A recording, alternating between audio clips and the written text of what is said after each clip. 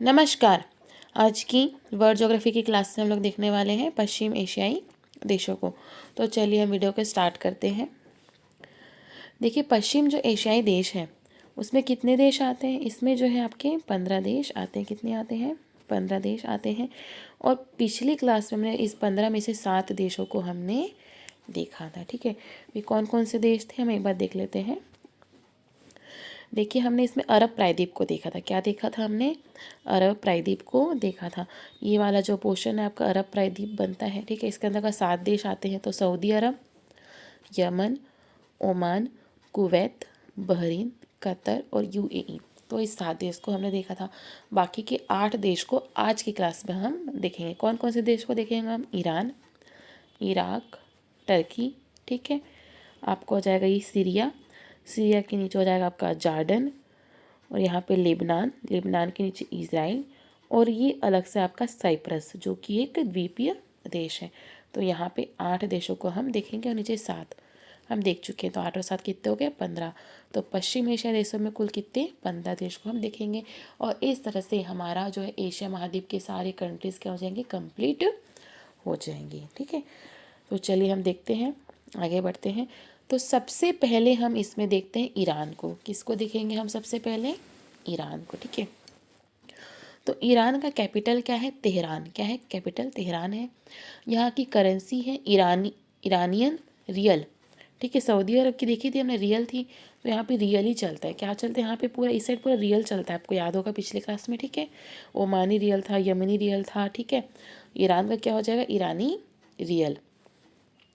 Iran का अर्थ क्या होता है? ईरान का अर्थ है आर्यों का देश। हमारे इंडिया में भी आर्य कहाँ से आए थे? ईरान से ही आए थे। ठीक है, अब ईरान देखेंगे तो सऊदी अरब पश्चिम एशिया देश है उसमें सऊदी अरब के बाद ईरान जो है दूसरा सबसे बड़ा देश है। ठीक है, आप इसकी पोजीशन को देखेंगे तो इसके उत्तर में क्या? यहाँ पे कैस्पियन सागर। ठीक है, ईरान के उत्तर में क्या है? कैस्पियन सागर है। ठीक है, टर्की है, आर्मेनिया है, अजरबैजान है, तुर्कमेनिस्तान है।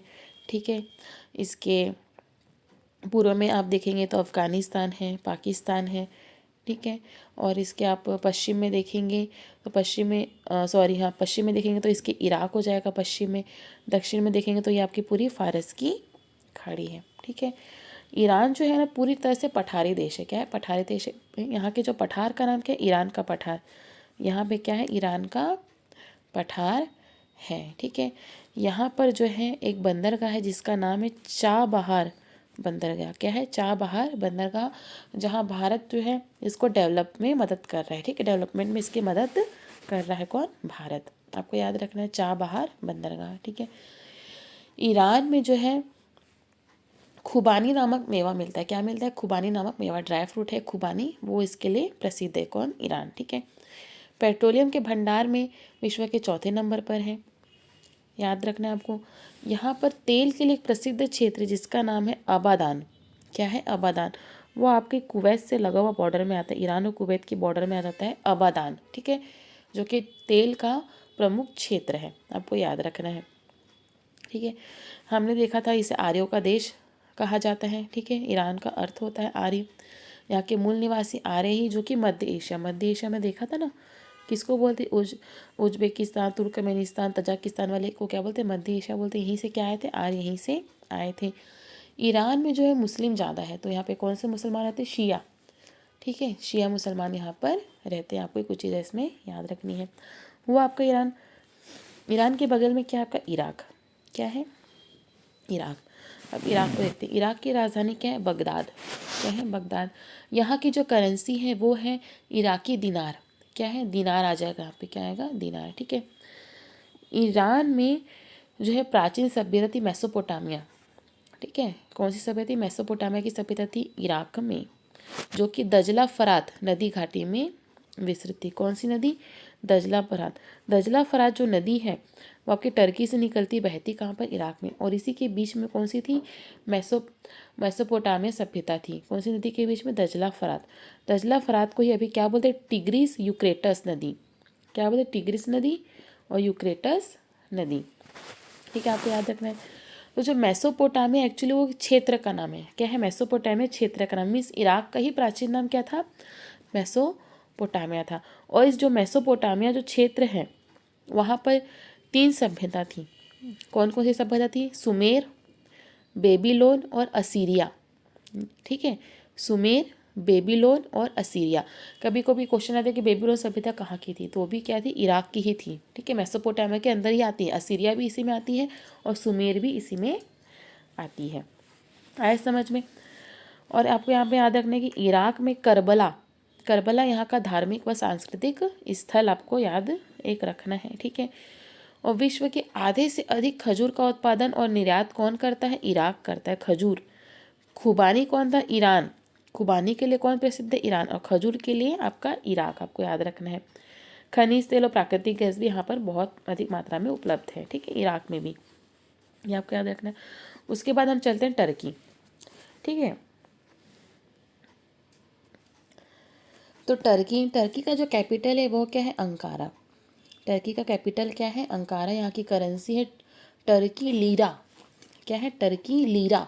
ठीक है, एशिया या यूरोप महाद्वीप दोनों के मध्य में आता है आपका टर्की। इसे एशिया का प्रवेश द्वार कहते हैं। क्या कहते हैं? एशिया का प्रवेश द्वार। लघु एशिया भी इसे कहते हैं, मीन्स एशिया माइनर। क्या कहते हैं? एशिया माइनर या लघु एशिया भी इसे कहते हैं टर्की को। ठीक है, इसका 98% भाग एशिया में है टर्की का, और 2% जो भाग है वो कहाँ पर है आपका? यूरोप में आता है। ठीक है, आप देखेंगे यहाँ पर जो इस्तांबुल है, ठीक है, यहाँ पर आपके जो यहाँ पर है आपका इस्तांबुल। ठीक है, ये जो पोर्शन है इस्तांबुल है। तो जो इस्तांबुल है वो यूरोप और एशिया दोनों महाद्वीप में आता है। ठीक है, कहाँ पर आता है? यूरोप और एशिया दोनों महाद्वीप में आता है। यहीं पर इसकी बॉर्डर बन जाती है, समझते। इस टाइप का जो भाग है आपका एशिया में रहता है, और इस साइड का जो भाग है टर्की का वो कहाँ पर आ जाता है? यूरोप में आती है। यही 2% वाला भाग है, और ये क्या है आपका? 98% भाग है। आया समझ में? और जो है आपका जो टर्की है, इसे पहले क्या कहते थे? सॉरी, इस्तांबुल जो है, इस्तांबुल को पहले क्या कहा जाता था? कुस्तुनतुनिया। हिस्ट्री में आपने पढ़ा होगा कुस्तुनतुनिया। ठीक है, तो इस्तांबुल का प्राचीन नाम क्या था? कुस्तुनतुनिया था। आपको याद रखना है, यह आपको समझ में। उसके बाद आप देखेंगे कि आपको टर्की के उत्तर में क्या दिखाई दे रहा है? टर्की के उत्तर में यहाँ पर आपका काला सागर है। ये क्या है आपका? काला सागर है। इसके दक्षिण में आपको भूमध्य सागर दिखाई दे रहा होगा। ठीक है, सीरिया है, सीरिया है, इराक है। इसके पूर्व में आपको दिखाई दे रहा होगा जॉर्जिया, अर्मेनिया। ये थोड़ा सा अजरबैजान भी यहाँ पे लगा हुआ है, ईरान लगा हुआ है। ठीक है, पश्चिम में इसके भूमध्य सागर ही है। दजला फरात नदी, ये देखा था हमने, अब यहाँ से निकलती है और वो इराक में क्या होती है? बहती है, दजला फरात नदियाँ। ठीक है, यहाँ पर है वान झील। क्या है? वान झील है, जो कि विश्व की सर्वाधिक खारे पानी की झील है। क्या है? विश्व के सर्वाधिक खारे पानी की झील है। और यहाँ पर भी मुस्लिम जनसंख्या है, लेकिन वो सुन्नी मुसलमान है। कौन सी है? सुन्नी मुसलमान है यहाँ पर। ठीक है, ये आपको याद इसमें रखना है। और इराक में आपको यहाँ पे सुन्नी मुसलमान है। टर्की में क्या है? सुन्नी मुसलमान है। ठीक है, और ईरान में सिया है, और इराक में सुन्नी और सिया दोनों है। ठीक है, क्या है? यहाँ पर दोनों है। इराक का हम एक चीज़ भूल रहे थे कि इराक में तानाशाह था सद्दाम हुसैन। ठीक है, कौन था? तानाशाह सद्दाम हुसैन था, और जो कि इराक का राष्ट्रपति था, जिसे 2007 में फांसी दी गई थी। ठीक है, उसके बाद यहाँ पर जो आए हैं वो है ISIS। अभी यहाँ पे ये सक्रिय हैं। ठीक है, Islamic state of Iraq and Syria एक आतंकवादी संगठन है। ठीक है, अभी ये यहाँ पर सक्रिय है। आपको कुछ चीज़ें इसमें याद रखनी है। उसके बाद हम साइप्रस को देखते हैं, फिर ये चारों को हम एक साथ देखेंगे। ठीक है, तो साइप्रस का कैपिटल है निकोसिया। क्या है? निकोसिया। यहाँ की करेंसी यूरोपियन यूरो। यह एक यूरेशियन देश है। क्या है? यूरेशियन देश है, मतलब ये भी यूरोप और एशिया दोनों में आ जाता है। ठीक है, भूमध्य सागर में स्थित एक द्वीपीय देश है। क्या है? एक द्वीपीय देश है। कौन सा? साइप्रस, आपको याद रखना है। ठीक है, इसके उत्तर में आप देखेंगे तो टर्की है, दक्षिण में इसके मिस्र आ जाता है, पूर्व में है लेबनान और सीरिया है। ठीक, क्या है? पूर्व में आपका लेबनान है, यहाँ पर सीरिया है। ठीक है, और लेबनान, सीरिया व इज़राइल है, और पश्चिम में इसके आपके यूनान वगैरह आ जाते हैं, जो कि यूरोप में हम पढ़ेंगे। ठीक है, और ये जो साइप्रस है वो यूरोपीय संघ का सदस्य है। क्या है? यूरोपीय संघ का सदस्य है। यहाँ की जो राजभाषा है वो ग्रीक है, और तुर्की भी है, तुर्की से लगा हुआ है। यहाँ पे ग्रीक और तुर्की यहाँ पे बोली जाती हैं, और यहाँ पे इसलिए इस्लाम और ईसाई धर्म दोनों को मानने वाले लोग भी निवास करते हैं। ठीक है, एक पर्यटन स्थल है, और यहाँ का जो कार्निवाल फेस्टिवल है वो पूरे विश्व में प्रसिद्ध है। यह एक रोमन कैथोलिक फेस्टिवल है। क्या है? Roman Catholic festival. आपको इसमें बस इतना ही ध्यान में रखना है। ठीक है, उसके बाद हम चलते हैं सीरिया, और उसके नीचे पढ़ेंगे जॉर्डन। ठीक है, ये आपका सीरिया, उसके नीचे जॉर्डन। तो सीरिया में देखेंगे तो सीरिया का जो कैपिटल है वो है दमिश्क। क्या है? दमिश्क है, और करेंसी है यहाँ की सीरियन पौंड। क्या है? Syrian pound. यह जो है सीरिया जो है पहले फ्रांस के अधीन था, 1940 में स्वतंत्र हुआ। इसके उत्तर में आप देखेंगे टर्की है, दक्षिण में जॉर्डन है। ठीक है, पूर्व में इराक दिखाई दे रहा होगा, पश्चिम में है आपका लेबनान, और इजराइल आपको दिखाई दे रहा है। भूमध्य सागर भी लगा हुआ है। ठीक है, यहाँ पे पेट्रोलियम के बहुत अधिक आपको भंडार मिलेगा। ठीक है, उसके बाद हम नीचे चलते हैं जॉर्डन। तो जॉर्डन की कैपिटल है अम्मान। जॉर्डन का क्या है? अम्मान है। यहाँ की जो करेंसी है वो है दिनार, जॉर्डियन दिनार। क्या है? जॉर्डियन दिनार। इराक की हमने देखा था, इराक की भी क्या थी? इराकी दिनार थी, और जॉर्डन की जॉर्डियन दिनार। ठीक है, जॉर्डन जो है एक राजतंत्रात्मक देश है, यहाँ पे राजा का शासन चलता है अभी भी। ठीक है, 90% भाग यहाँ पे मरुस्थल है। क्या है? 90% भाग यहाँ का मरुस्थल है। 1946 में ये अंग्रेजों से स्वतंत्र हुआ। ये फ्रांस था। सीरिया किसके अधीन था? फ्रांस के अधीन था, और जॉर्डन अंग्रेजों के अधीन था। ये भी 1946 में स्वतंत्र अंग्रेजों से। ठीक है, यहाँ पे जॉर्डन नदी बहती है, इसी के नाम पर इस देश का नाम क्या पड़ा? जॉर्डन पड़ा। आपको याद रखना है। ठीक है, यहाँ पे जॉर्डन और इजराइल की सीमा पर मृत सागर है। क्या है? मृत सागर है, जो कि एक खारी झील है। क्या है? एक खारी झील है। यह इतनी खारी है, इसमें लवणता इतनी ज़्यादा है, जिसका ऐसा घनत्व बहुत ज़्यादा हो गया। क्या हो गया? बहुत ज़्यादा हो गया। कोई भी चीज़ में डूबती नहीं है, मतलब कोई भी इंसान इसमें आसानी से तैर सकता नहीं है। मतलब तैर सकता है, जिसको तैरना भी नहीं आता है वो भी अगर इसमें जाएगा तो वो भी क्या होगा? इसमें तैरने लगेगा। मतलब इसका घनत्व बहुत ही ज़्यादा है, इसमें कोई भी चीज़ डूबती नहीं है। ठीक है, इसलिए जलीय जीव को देखा जाए अगर जैसे मछली है, उसे पानी के अंदर जाना चाहिए, पानी के अंदर ही वो सांस लेगी, ऊपर जाएगी तो पानी के अगर बाहर आएगी तो मछली तो मर जाएगी ना। तो मछली को क्या रहता है? पानी के अंदर रहना चाहिए, लेकिन इसका घनत्व इतना ज़्यादा है कि इसमें जीव अंदर नहीं जा पाते पानी के अंदर, इसलिए वो मर जाते हैं बाहर, क्योंकि बाहर ही बाहर रहते हैं। ठीक है, तो वो क्या होते हैं? मर जाते हैं, इसलिए इसे क्या कहते हैं? मृत सागर। इसमें कोई भी जलीय जीव जो रहते हैं वो अंदर नहीं रह पाते, वो बाहर ही रहते हैं, इसलिए इसे क्या कहते हैं? मृत सागर कहते हैं, क्योंकि इसमें जलीय जीव जो है मर जाते हैं। इसमें कोई भी चीज़ अंदर डूबती नहीं है, वो बाहर ही ऊपर तैरती रहती है, क्योंकि इसका घनत्व जो है बहुत ज़्यादा है, और ये बहुत ही खारी झील है। ठीक है, और यह जो मृत सागर है, वो विश्व का सबसे नीचा भूतल है। ठीक है, सबसे गहराई पर स्थित झील है। ठीक है, ये क्या है? विश्व का सबसे नीचा भूतल है, सबसे गहराई पर स्थित झील है। सबसे गहरी झील नहीं, सबसे गहरी झील बैकाल झील है जो रूस में है, सबसे गहरी झील है वो, ये सबसे गहराई पर स्थित झील है। ठीक है, आपको यह ध्यान इसमें रखना है। आए समझ में? उसके बाद हम देखते हैं लेबनान और इजराइल। तो लेबनान के बारे में आपको याद रखना है कि लेबनान भूमध्य सागर के पूर्वी तट पर स्थित है। ठीक है, ये सीरिया व इजराइल के मध्य स्थित है। इसे पूर्व का स्विट्ज़रलैंड कहते हैं। क्या कहते हैं? पूर्व का स्विट्ज़रलैंड कहते हैं। इसका जो कैपिटल है बेरूत है, करेंसी है लेबनान पौंड। ये भी पूरी तरह से पहाड़ी व पठारी एरिया है। यहाँ पे खनिजों का अभाव है, पेट्रोलियम लेकिन यहाँ पे मिलता है। ठीक है, बाकी खनिज यहाँ पे नहीं मिलते हैं, सिर्फ पेट्रोल मिलेगा। ईसाई व मुस्लिम धर्म प्रमुख वाला ये देश है। ठीक है, उसके बाद अब इजराइल को देखेंगे। तो आपको इजराइल यहाँ पे दिख रहा होगा, लेकिन इसको हमें थोड़ा डिटेल में देखना है, तो हम आगे देखते हैं इसको अच्छे से।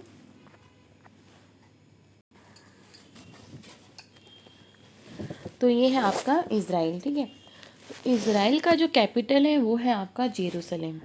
क्या है कैपिटल इसका? जेरूसलेम है। ठीक है, यहाँ की जो करेंसी है वो है इजरायली न्यू शिकेल। क्या है? इजरायली न्यू शिकेल। ठीक है, यह जो है भूमध्य सागर के तट पर स्थित, आप देख सकते हैं पूरा भूमध्य सागर है ये वाला पोर्शन। ठीक है, जॉर्डन, सीरिया, लेबनान व मिस्र से घिरा हुआ है। ठीक है, उसके बाद इसकी स्थापना कब हुई? पहले ये क्या था, पूरा फ़िलिस्तीन था, ये पूरा क्या था पहले, फ़िलिस्तीन था। तो ये इज़राइल कैसे बना? ये जो बना 18 मई 1948 को फ़िलिस्तीन के विभाजन के फलस्वरूप क्या बना, इज़राइल बना। ठीक है, कब बना इज़राइल? 18 मई 1948 को। अभी जो है पहले फ़िलिस्तीन था, अभी फ़िलिस्तीन कहाँ तक रह गया? फ़िलिस्तीन सिर्फ इतना पोर्शन में, ये जो ग्रे कलर का आप देख रहे हैं ये, और यहाँ पर रह गया है। ठीक है, ये जो वेस्ट बैंक है यहीं पर रहता है अभी फ़िलिस्तीन, और ये जो गाज़ा पट्टी है, ठीक है, एक बार एक सेकेंड में अच्छे से बताती हूँ। ठीक है, ये जो वेस्ट बैंक दिख रहा है ना आपको, यहाँ पर रहता है अभी फ़िलिस्तीन, और ये गाज़ा पट्टी। फ़िलिस्तीन अभी यहीं तक ही सीमित है, बाकी जो पोर्शन पूरा दिखाई दे रहा है वो क्या आपका पूरा इज़राइल है। ठीक है, इसका विभाजन कब हुआ? 18 मई 1948 को हुआ। ठीक है, देखिए जो फ़िलिस्तीन को हम देख लेते हैं कि फ़िलिस्तीन का अर्थ होता है पवित्र भूमि। ठीक है, यह जो है यहूदी, इस्लाम और ईसाई धर्म की जन्मस्थली है, इसलिए इन तीनों के लिए इसका धार्मिक महत्व बहुत अधिक है। किसका? ठीक है, आपको समझ आए, फ़िलिस्तीन लोग जो है उसके लिए ये भूमि बहुत ही इम्पॉर्टेंट है, क्योंकि यहाँ पे यहूदी, ईसाई और इस्लाम धर्म की जन्म स्थली है। जो यरूशलेम है, ये इसी को जेरूसलम कहते हैं, यह जो इस देश की राजधानी, साथ ही साथ यहाँ पे ईसा मसीह का जन्म हुआ था। ठीक है, और जो मक्का मदीना, हम मक्का जो देखते हैं जो कि सऊदी अरब में है, उसके बाद इस्लाम धर्म का दूसरा प्रमुख केंद्र भी यही है, जेरूसलेम। ठीक है, क्या है दूसरा प्रमुख केंद्र है इस्लाम धर्म का। तो देखिए ईसा मसीह के लिए भी प्रमुख हो गया, ठीक है, और मुस्लिम लोग के लिए भी प्रमुख हो गया जेरूसलेम। तो ये प्रमुख धर्म स्थली हो गई इनके लिए। तो 1948 में जब इजराइल की स्थापना हुई तो अरब फिलिस्तीनियों को निकटवर्ती देशों में क्या हुआ, शरणार्थी का भी जीवन व्यतीत करना पड़ा। मतलब जो फ़िलिस्तीन है वो अभी वेस्ट बैंक में तो है ही, और गाज़ा पट्टी में तो है ही, इसके साथ ही वे कहाँ कहाँ पर मिलेंगे आपको, जो पड़ोसी देश है इजराइल के, जैसे आपको सऊदी अरब में मिलेंगे, जॉर्डन, लेबनान व सीरिया में भी फ़िलिस्तीन आपको मिलेंगे, वहाँ पर शरणार्थी के रूप में रह रहे हैं। ठीक है, तो लेकिन अरब राष्ट्र क्या चाहते हैं? अरब राष्ट्र जो है अभी भी इस पर अधिकार अपना चाहते हैं। ठीक है, क्यों चाहते हैं? ताकि वे अपने धार्मिक स्थलों की सुरक्षा कर सकें, क्योंकि उनका जो धार्मिक स्थल जेरूसलेम वो कहाँ पर है, वो यहीं पर है, वो इज़राइल देश में है। ठीक है, ताकि वो धार्मिक स्थलों की सुरक्षा कर सके। और फ़िलिस्तीन, जो फ़िलिस्तीनी है वो क्या होते हैं, पूर्वी यरूशलेम को ही अपनी राजधानी बनाना चाहते हैं, क्योंकि यरूशलेम किसकी राजधानी? यरूशलेम तो इजराइल की राजधानी है। लेकिन यहाँ पे जो फ़िलिस्तीनी रहते हैं वेस्ट बैंक और गाज़ा पट्टी में जो रहते हैं, कुछ बचे हुए जो हैं, वो क्या चाहते हैं, वो यरूशलेम को अपनी राजधानी बनाना चाहते हैं। ठीक है, आया समझ में आपको? लेकिन अभी की स्थिति में क्या है कि जो इज़राइल जो है एक बहुत ही विकसित देश है। क्या है? विकसित देशों की श्रेणी में आता है इज़राइल। ठीक है, और इसकी राजधानी क्या है आपकी? यरूशलेम इसकी राजधानी है। और अभी कौन चाहता है राजधानी बनाना? फ़िलिस्तीनी भी यरूशलेम को अपनी राजधानी बनाना चाहते हैं, ताकि वे अपने धार्मिक स्थलों की सुरक्षा कर सके। और ये फ़िलिस्तीनी कहाँ कहाँ मिलेंगे आपको? वो आपको वेस्ट बैंक में मिलेंगे, गाज़ा पट्टी मिलेंगे, साथ ही साथ पड़ोसी देशों में मिलेंगे, जॉर्डन में, सीरिया में, सऊदी अरब में, ये अभी भी बसे हुए हैं। ठीक है, तो इज़राइल के लिए आपको याद रखना है कि यरूशलेम इसकी राजधानी है। साथ ही इसके प्रमुख शहर आपको याद रखने हैं कि एक है आपका तेल अवीव, हाइफा जो है इसके प्रमुख नगर है। ठीक है, और इज़राइल में जो है 16% जनसंख्या अरब समुदाय की है।